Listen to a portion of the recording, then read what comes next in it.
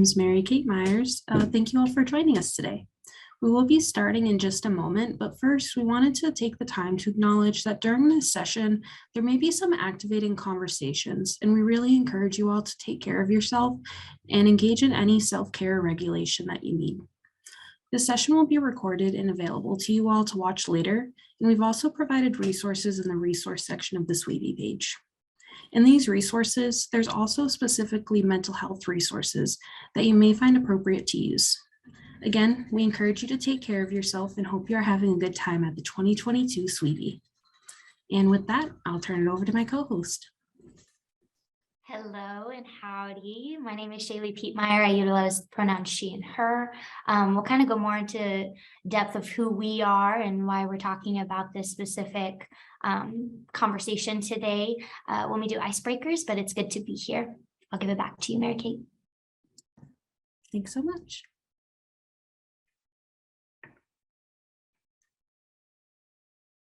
So looking at our agenda today, we're going to be having some icebreakers where we'll all get to know each other a little bit in the chat.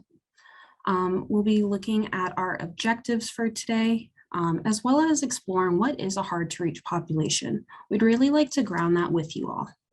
Next, we'll be looking at challenges, barriers, and risk factors of these populations, as well as intersections and how to engage these populations.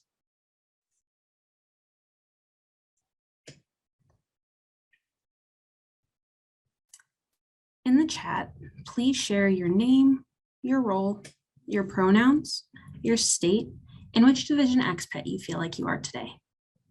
I'll go ahead and share out loud. My name is Mary Kate Myers. I utilize the pronouns she and they. I'm a Division X Youth Support Lead, and I'm from the great state of Massachusetts. Today, I can definitely say I feel like a number 7. I feel very snacky. Shaylee? Yeah, hey, howdy, Shaylee Pietmeyer, she, her pronouns. I'm a youth support lead on the Division X project, as well as a young adult consultant, so I'm a little bit matrixed. I'm from Kansas, so good old Kansas. I think today, if I were a pet, I think I would be 3, not because I am angry. I'm not mad or have this intense emotion, but I think I'm more resonating with it because my cat can't be on my lap right now and he's pretty angry. That's not my cat, but I'm feeling for that number 3. I do see a lot of engagement in the chat here. We've got some number 5s, number 1s, we got 6s and 4s. Some of y'all are feeling snuggly.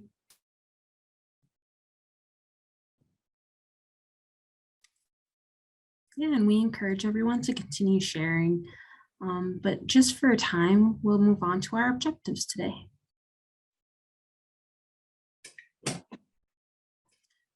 So our objectives today are identifying hard to reach populations as a group, identifying and exploring challenges faced by populations, as well as intersections of these populations, and finally, exploring how to engage hard to reach populations.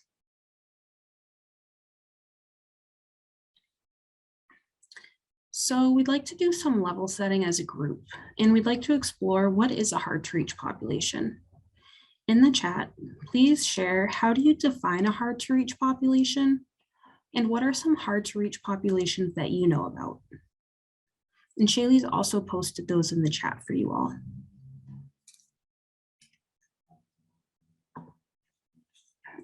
When I think of a hard to reach population, I tend to think of underserved, historically marginalized groups that are not typically engaged within processes, whether it be because of challenges reaching out to them or because there's just a lack of representation. So some of those groups that really come to mind are folks that identify as LGBTQI2 Spirit Plus, BIPOC, folks who live in rural and frontier areas, pregnant and parenting youth, folks with limited English proficiency, youth on runaway or that are homeless, religious minorities, survivors of human trafficking or violent crimes, and more. I see in the chat we have quite a few answers. We have domestic violence survivors, incarcerated parents, folks in crisis, folks with substance use problems. Think of the First Nations folks, fathered and trafficked youth. And we also see that it is very hard to define a hard to reach population, as it really can depend on which lens we're looking at and what work we're trying to accomplish. Next slide, please.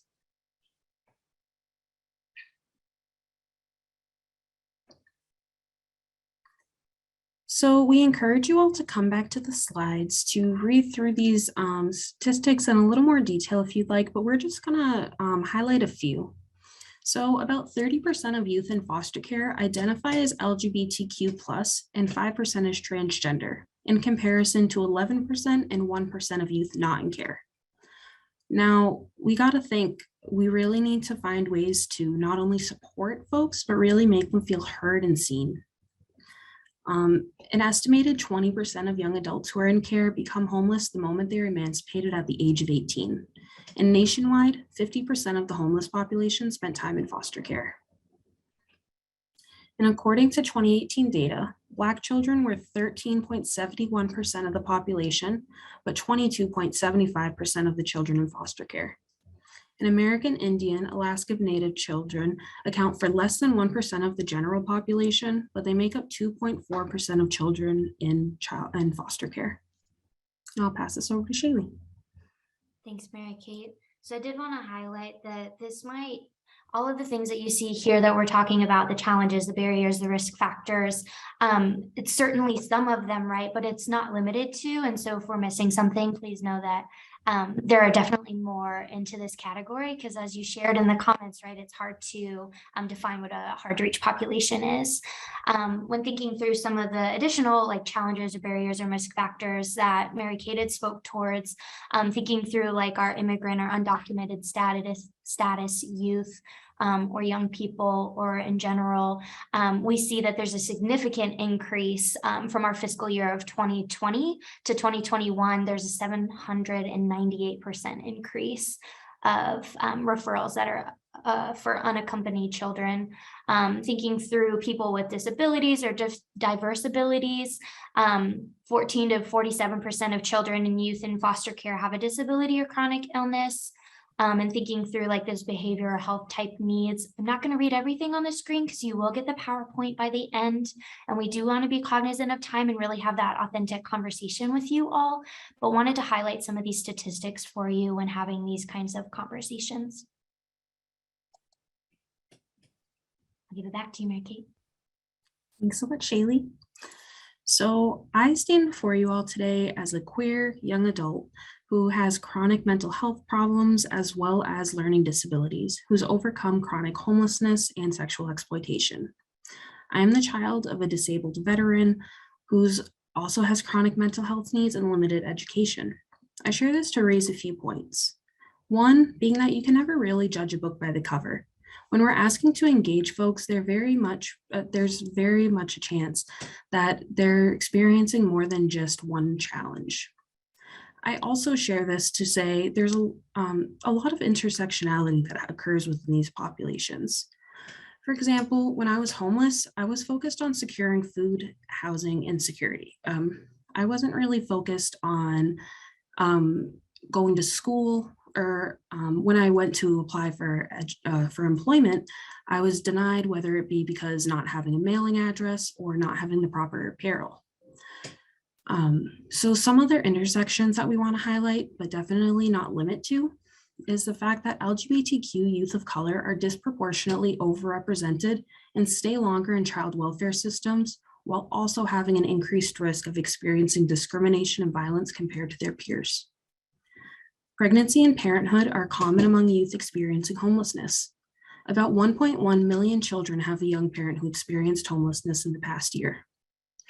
And running away while in foster care, greater placement instability, being male, having a history of physical abuse, engaging in more delinquent behaviors, and having symptoms of a mental health disorder were associated with an increase in the relative risk of becoming homeless.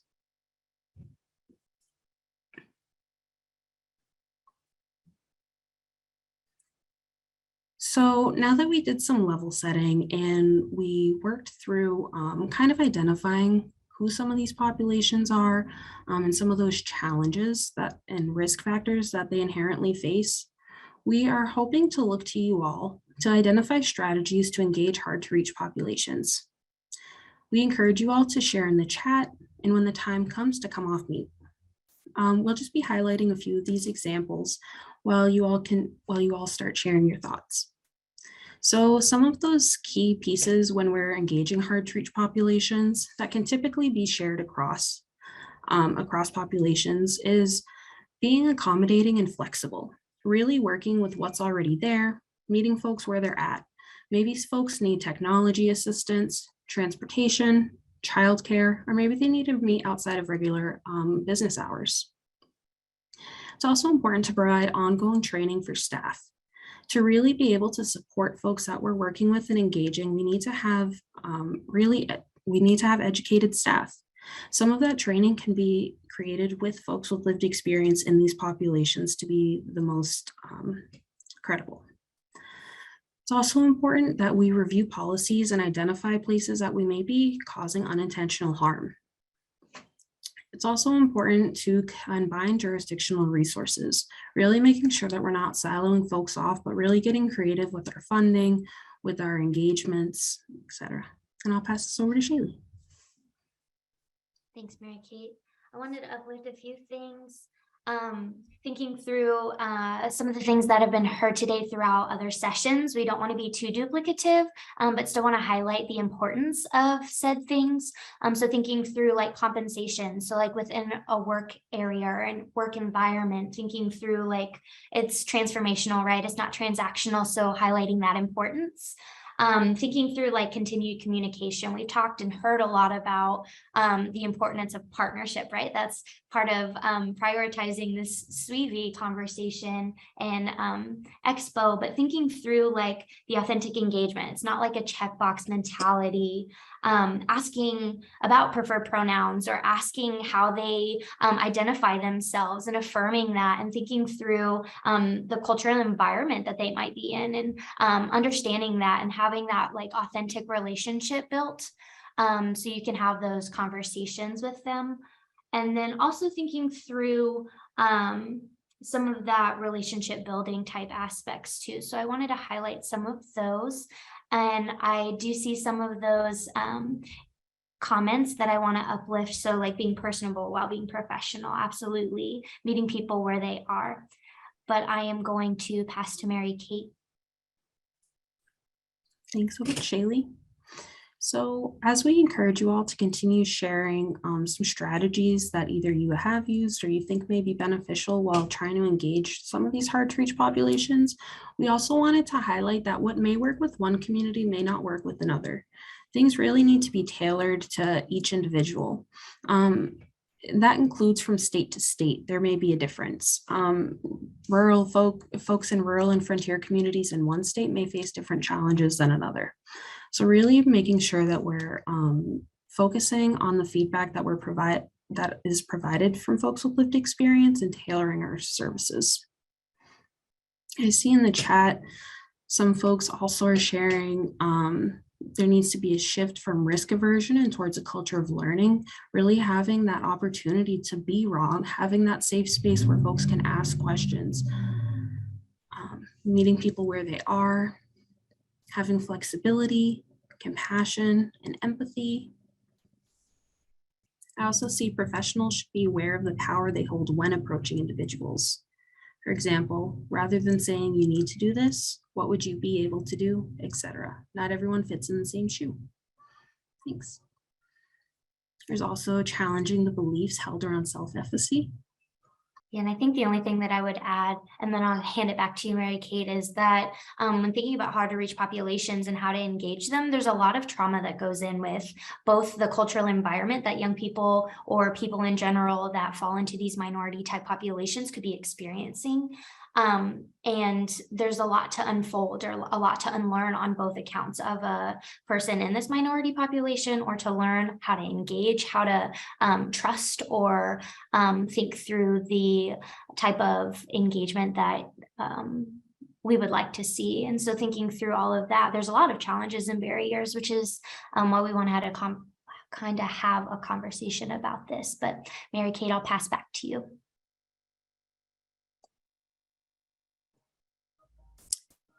Actually, we still have time for some engagement with the audience. If anyone else wanted to come off of mute, you could raise your hand or share in the chat any other strategies you may have, any other things you would like to highlight.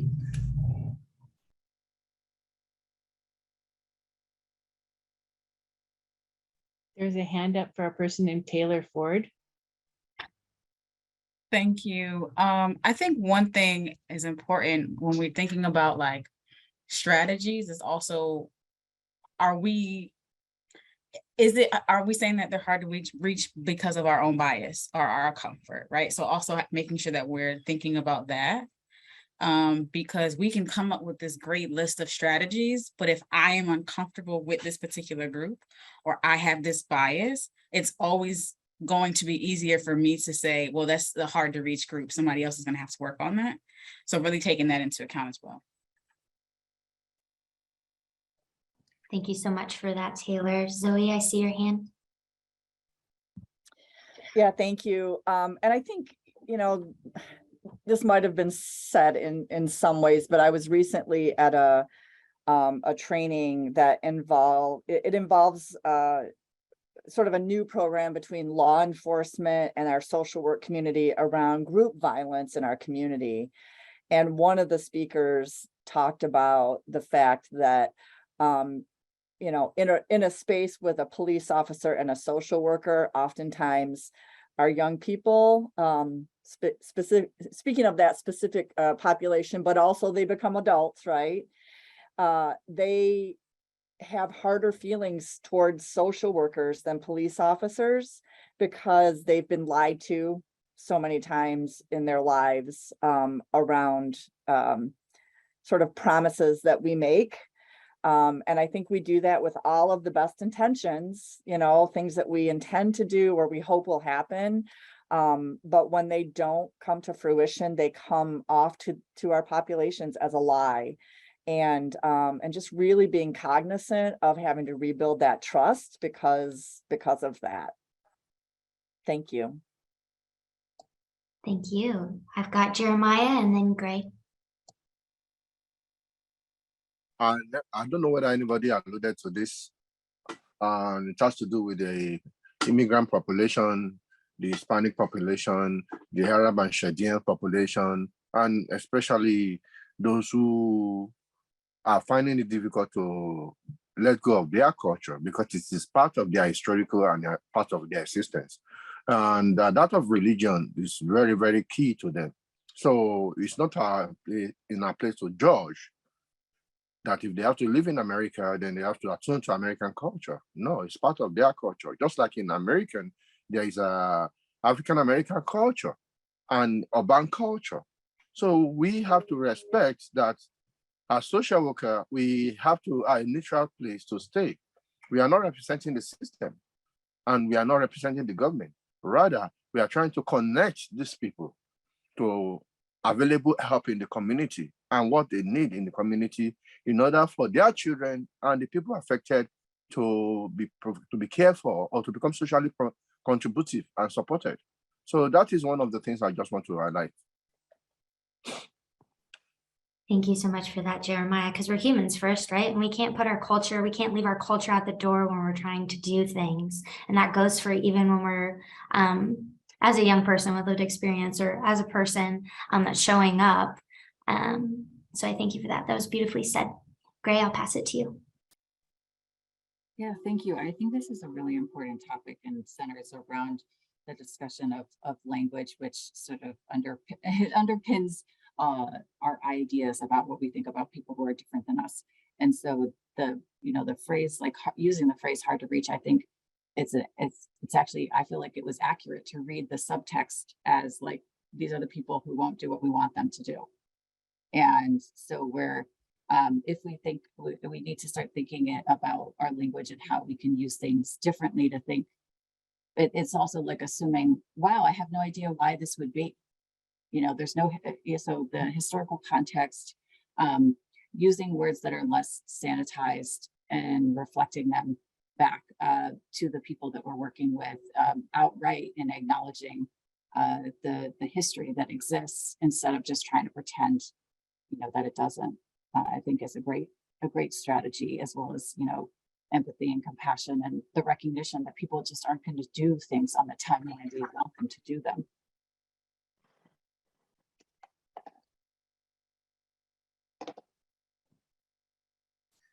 Yeah, thanks so much for all of these considerations that folks are raising. Also, I want to highlight Madison's comment in the chat of who is experiencing the word hard. Really thinking of how we're phrasing these.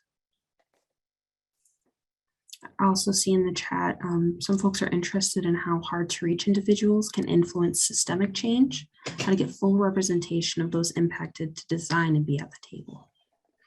Also really highlighting how important language is.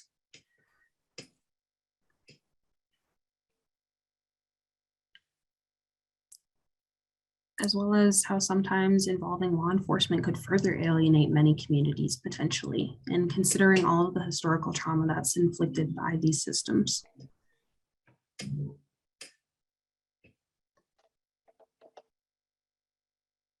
Did we have someone else that wanted to share? Sorry, I thought I heard.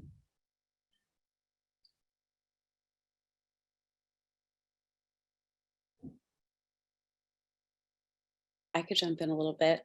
Here's my race scholar, educator kind of person here coming in a little bit. But what you guys are talking about is that these populations are typically hard to reach because they've been marginalized, and a lot of the time actually been victimized by systems that are trying to then help, which makes perfect sense why they would be distrustful. And so my best advice to every single person in this room, if you're working with a hard to reach population, the first thing I usually do is acknowledge full right what has happened to that population right in the start, and say, we're trying to fix it, and I understand that this has been bad for you in the past. That transparency, that stating it outright, means so much to people and will go so far, because otherwise they're just going to be like, you're just another person, part of a system that has affected me and generations of me behind me. And yeah, they're not going to want to trust you for good reason. So we really need to give them the trust by giving them transparency and being honest about what the system has done in the past that could have harmed them. So. Yeah, and that goes back to some of our strategies that we're sharing. Like transparency is one of those really big ones, not only about what has happened, but also what the expectations are moving forward from all parties. Really making sure that we're sharing that platform. And I see that we have some more activity in the chat.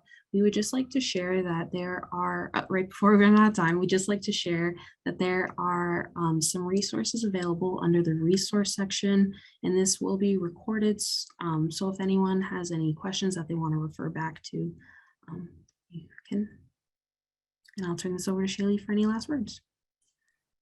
Just want to thank you for the willingness to be on this kind of live session today.